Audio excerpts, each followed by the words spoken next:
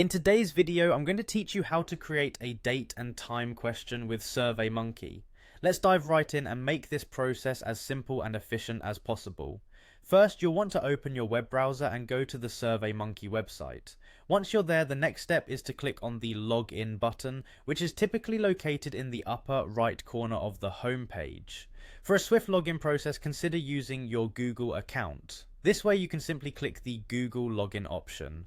If you've used this before, it will be pretty straightforward. Just select the appropriate account you'd like to associate with SurveyMonkey.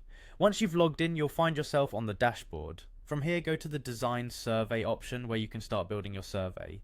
Click on Build to access the survey building tools. The platform provides a drag and drop feature, making it incredibly user-friendly. Here's what you'll do next. Scroll down until you find the date and time question type. Click on it, then drag and drop it into your survey. Now that your question is in place, you'll want to enter the actual text of your question. This is crucial because it's the part that your audience will see and respond to, so make sure it's clear and concise. After you've entered your question, it's time to decide what kind of information you want to collect. SurveyMonkey allows you to choose whether you want to gather just the date, just the time, or both.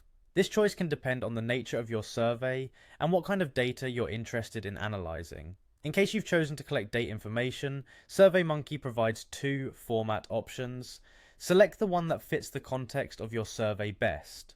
To aid your respondents if they make a mistake, you can customize the date validation message.